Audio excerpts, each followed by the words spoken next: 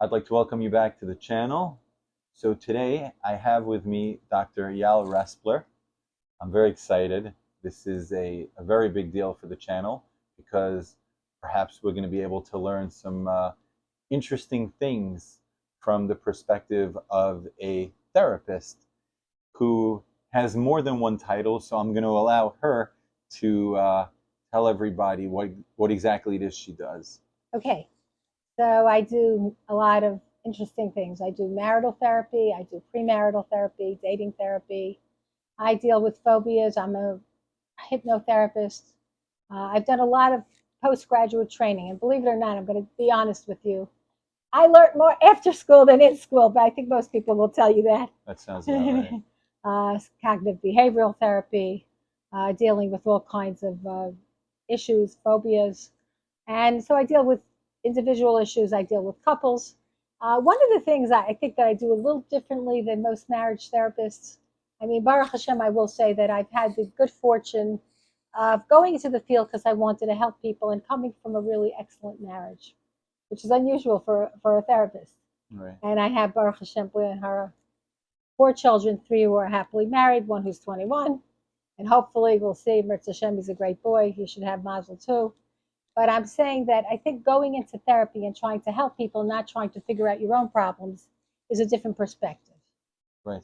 So Right. one of my perspectives, I think, and we talked about it before the interview, was to really not open up things I can't close in therapy in general. Yes. So many times therapists will get a client in and say, come on into the office. And the patients are fighting back and forth and back and forth and they're arguing. And suddenly they leave and they're fighting a whole night.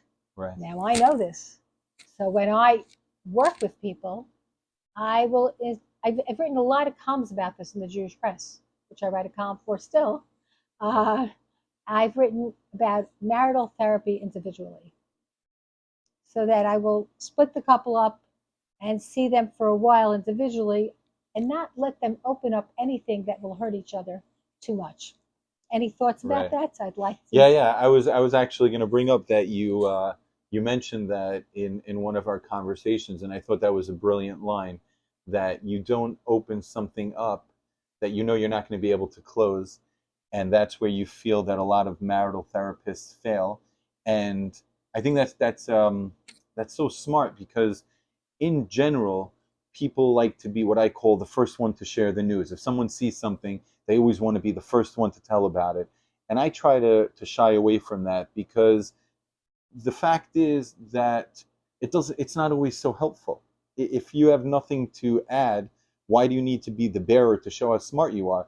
And if a therapist opens up a can of worms, now they've only added to the fire. So when you brought that up, it was I thought it was a real pearl of wisdom. I appreciate that. And I think it is important for a therapist to see each person's individual issues, help each person work on themselves, because really we can't change anyone else. Come on, let's call a spade a spade. Right. We can only change ourselves, right? And Right. then if that maybe. Right. It's hard to change. It's very hard. It says in the Gemara that it takes a lifetime to change a midah. Right. It's really hard to change. Right. So I think that if we could change some issues with each person in the marriage, and the marriage will absolutely be better.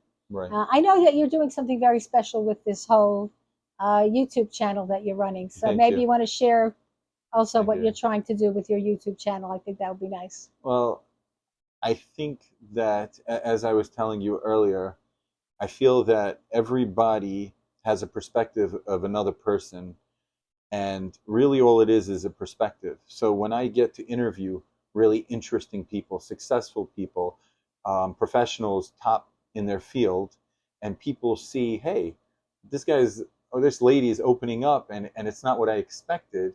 So to me, I feel like I've accomplished. Um, Now, one of the reasons I wanted to interview you was because you've been in the Jewish press. You have a column there for quite a while, and I'm still trying to figure it out because you started the column um, when I was younger than you, and you're still running the column, and yet I've become older than you. So it's a little confusing to me because you haven't You're not aged. older than me, but it's okay. It's a little strange, but what I find fascinating is that you must have an amazing skill because, as people know that have been around, I mean, I was born in the 70s, grew up in the 80s, and it was like just on the cusp of psychology. It was back in the time when if you expressed yourself, people thought you were strange. Whereas nowadays, if you don't express yourself, you're off. So you've seen the world go through so many changes, and yet you're still at the top of your game. So you must have skill, you must have mazel, you know what we call luck. You must have there must be a bunch of things going on that you can simply see somebody come into your office here and resolve their issues way back then and still do it now, and even on a grander scale that you could speak to the masses through a newspaper over and over every week for decades. It blows my mind. I'm going to tell you something interesting. When you talk about the 80s, then I was the only one around. I really was. Right. To the point that New Square had someone privately drive me to New Square and do a parenting workshop for 100 women every week. And then we're Wow. talking about I was one of the first people I did 95 parenting workshops. I did Shalom Bias workshops for 10 years. And then, people copy you and with all this technology, they've been able to, continue doing it. But I think that one of the things that I feel that's very important is that I look at every generation and I do see, I mean, I hate to say it, I see a eureka. I see A that with every lowering, lowering. a Yeah. And lowering of the technology, generations. I want to tell you something. I'm not Yeah. quoting our Rabbanim, I'm quoting Steve Jobs, who's not, I love Hashem, who's not alive anymore. Right. But Who's the king of he was the technology? king of technology. He never allowed his children to come to the table with any technology. Hmm. Dinner was dinner, no technology at the table.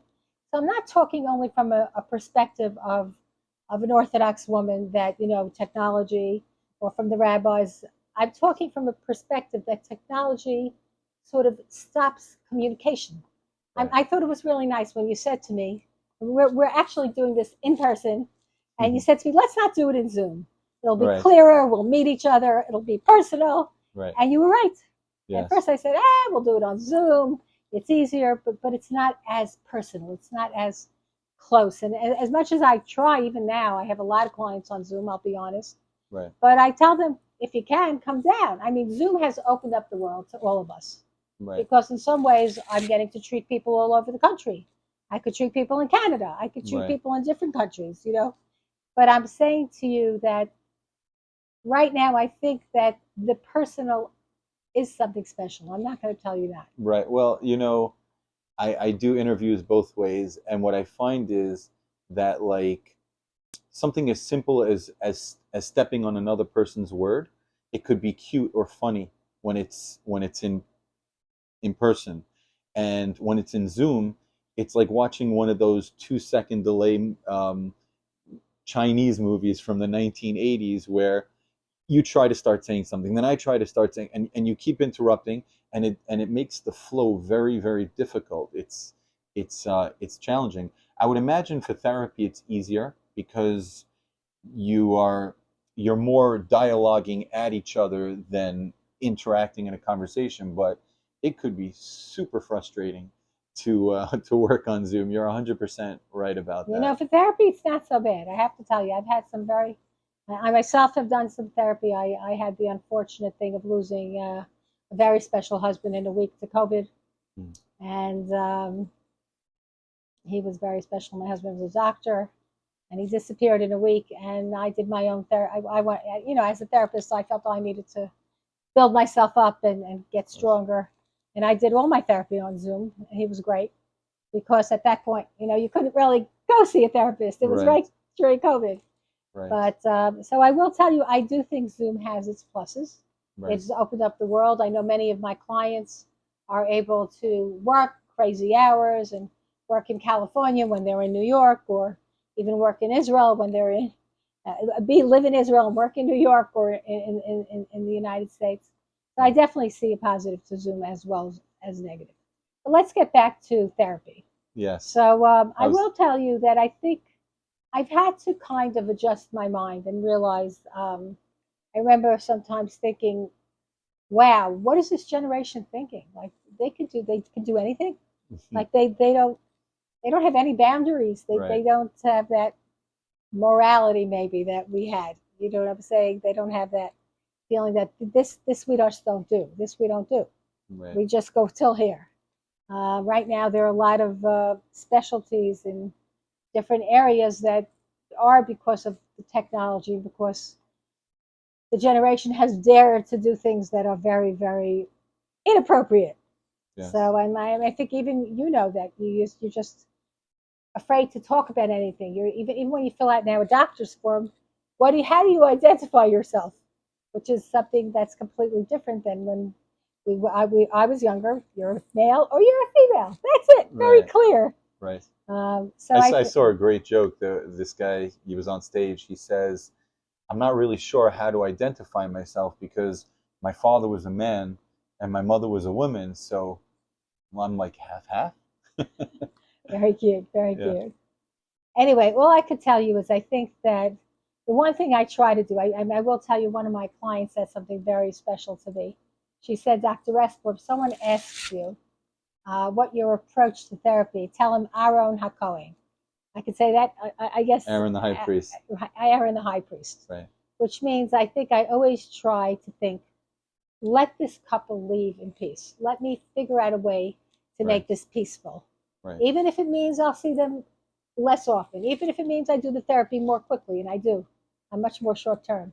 I don't schlep You feel people. some therapists like to Yeah, drag it adopt their on for the clients. money? Yes, yes, Oh, yes. that's terrible. Yeah, well, yes, That's they. their income. My practice will always be open because I have a beginning, a middle, and an end.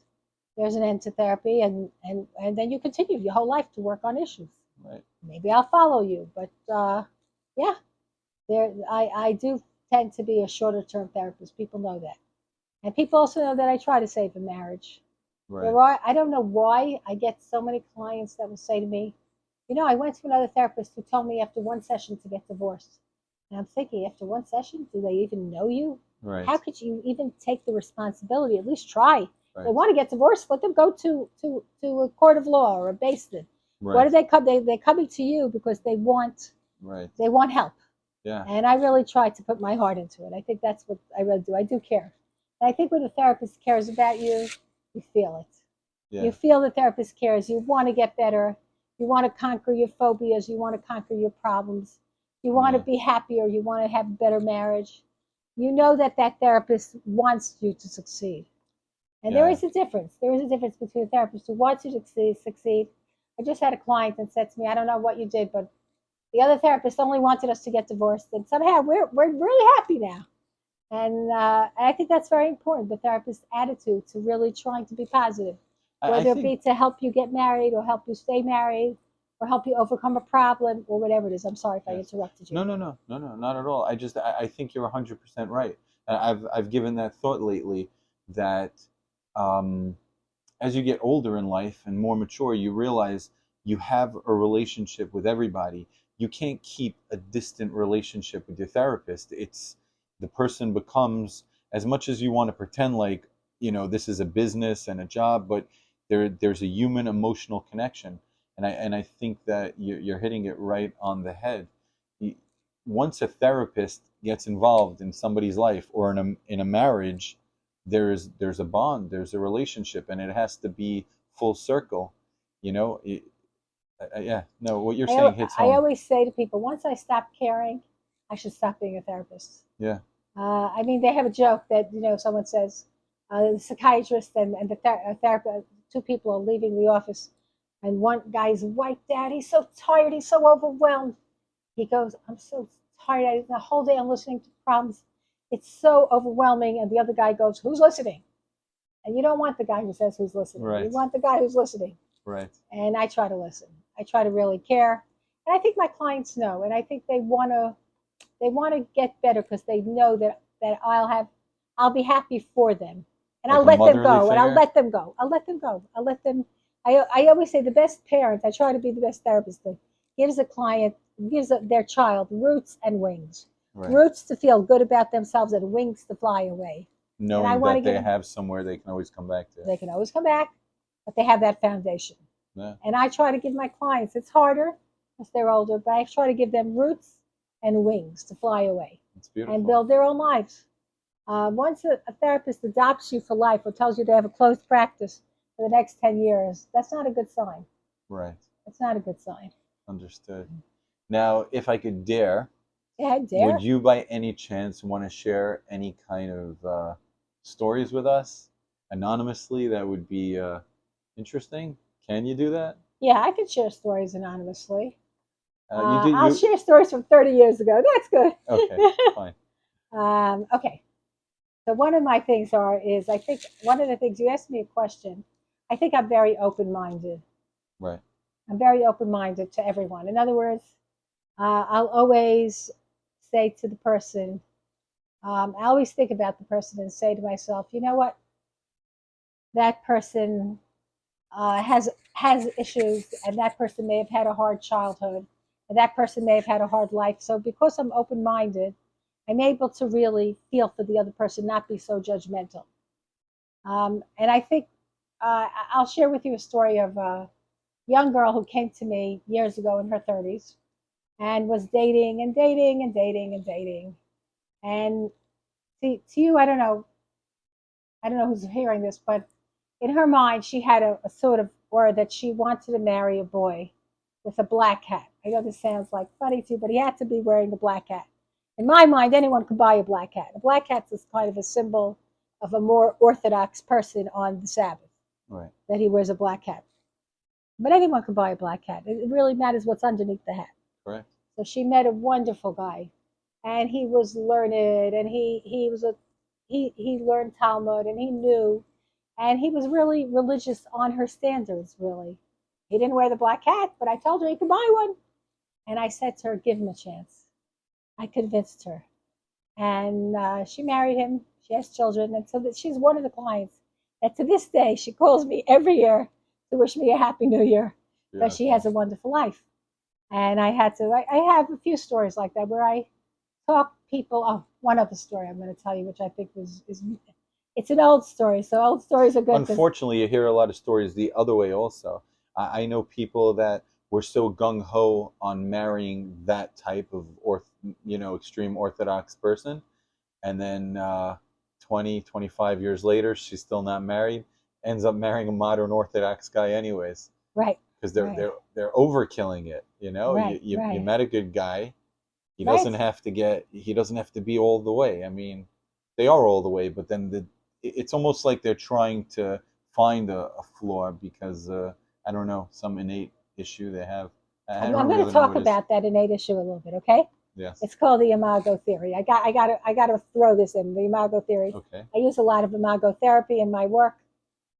So years ago, I had a young woman who was coming to see me, and she was dating the same guy for 2 years. Orthodox woman. So that's not so typical. You know what I'm saying? At that time, especially. Mm-hmm. On and off and breaking. And finally, I said, "Go see Dr. Respler. She'll take care of you." And she came in. I'll call her Sarah. Her name wasn't Sarah. Okay. And she said to me, "I don't know. I like him so much. I'm going to ask you a question on this one." And she said, "I like him. He's so amazing. He's so great." And I said to myself, and they're going out and going out and going out. And finally, it was her birthday. This is like an unbelievable story. And he says to her, "We're going to go out for your birthday. We're going to go to a park, and you're going to prepare the sandwiches." Now, think of it from the perspective of a woman. I'm going to prepare the sandwiches, Right. and we're going out to my birthday. Yeah, and we'll go to a park. And this was like the straw that broke the camel's back. So they get to the park, and she pulls out the sandwiches, and he goes, "You know I don't like dairy sandwiches. I like meat sandwiches." And he starts screaming at her, and I'm thinking, my God, this is terrible, just terrible. And I said to her, "I don't think this is a great match for you. I don't think this is great." Okay, listen. So I finally pulled her out of this relationship. I mean, with therapy, and then I got her into a great relationship. And she got engaged to a fabulous guy, and he's bringing her gifts every week. And I'm thinking, whoa, I'm a great therapist. I'm amazing. Wait, 2 weeks into the therapy, into the engagement, we stopped therapy. She calls me up. She goes, Dr. Respler, guy number one called me back. He told me I'm his basher, which means I'm his meant to be. Right. And I should break my engagement and marry him. I'm thinking, oh my God, this is terrible. Don't do it, don't do it, don't do it. Right. And I pulled my rabbi card. I can't tell her don't do it as a therapist. I don't think it's a great idea. I don't think it's such a good idea. So she says, what should I do? I said, go speak to a rabbi. I don't have a rabbi. I said, I do. I sent her to my most Hasidic rabbi, someone I was close Hasidic, to, right. who spoke English, but his heart, I'm still very close to him. His heart is great. Very bright guy, speaks a perfect English.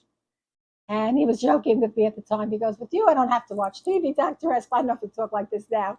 I got to see the husband, the bride, the chatan. How do you say chatan again? The groom, the bride, the groom, and he got to see the ex-boyfriend. And he said, you must marry your groom. You must marry your chatan. Okay. And she did. Seems like a good idea. Yeah, great idea. Okay, now I'm going to ask you the question. Yes. Why would she want to go back to guy number one? He was so abusive to her. He was so horrible. He treated her like garbage. And this guy brought her a gift every week. He treated her so well. Why would she want to go back to him? People like to be challenged. When something comes too easily, they doubt that they deserve it or something like that.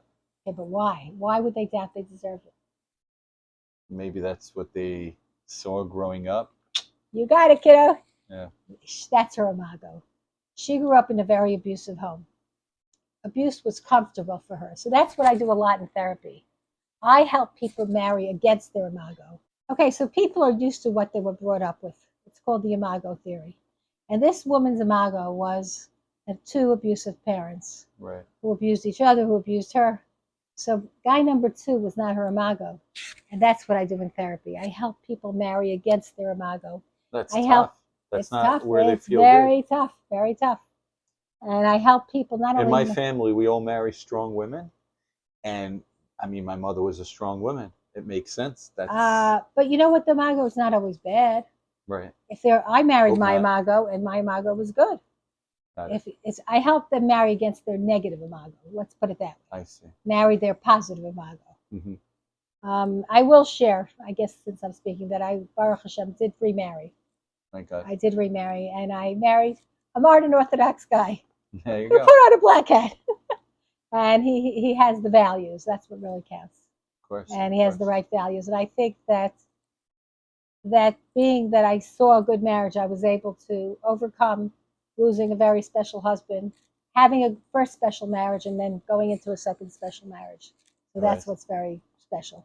But anyway, all I can tell you is that I think that's what I really do. I try to help people maximize their own strengths, look to their positive imago, look to build them up. And I'm very positive and loving and warm and nurturing as a therapist. I am. And in that way, I try to build them up and help them become the happiest people they can be in whatever, overcome their phobias, if it's individual therapy, whatever they need, meet their needs. And I really appreciate your inviting me here. I think what you're doing is very special. Thank you. And you're reaching out to a lot of people, a lot of different people. Thank God. Thank God. And I give you a bracha, a blessing that God should bless you and help you be successful in all your endeavors. Amen. Amen. I think it's great that you bring all this love and enthusiasm and joy into therapy. I remember actually, again, sticking with people, keeping people nameless. I remember when I was a kid, the first time I went to a therapist, and it was just silent for like 20 minutes. And then I said to the therapist, I go, why aren't you saying anything? And he says, how does that make you feel? And that was like, wow. But anyways, I just want to say one thing. Many therapists do that. They just repeat what you say back to you. I'm very more interactive. It's just agitating. I don't want to talk to a wall. Right. I don't want someone to or a tape recorder that Right. records back. And especially nowadays when everybody has their own soapbox and everybody knows their own value, people don't want to feel like they're, being insulted. And it's insulting when, this is something that I feel you have less of as time goes by, that people look up to each other. You mentioned about, this there's a lack of respect, and it also is in all areas of life. And when someone talks to you and it feels like it's condescending, you're not going to sit there and say, okay, I mean, we might because we're older, but the younger generation, they're not going to say, okay, this guy's being condescending, but maybe there's something I'm going to learn. No, they're just going to think this guy's condescending and I know better than him. And that's That's it. It's that's over. just how life It's is. over, Yeah, right? yeah. But thank you so much. As you see, we could talk for hours, and God willing, we will, but not necessarily on tape. But thank you so much I really for enjoyed meeting you, and this. I think you're doing a wonderful service for the community. Thank you, thank you. And I always forget, so let me remember, please remember to like and subscribe. And certainly in a interview like this, please comment. We would love to hear what you guys have to say. And I'm going to put all of Dr. Respler's information in order to reach her in the description below, which, since we're talking about modern technology, you're probably wondering below is the floor. It'll be in there. I know. I know you know. All right, guys. We'll Thank you see you. so much.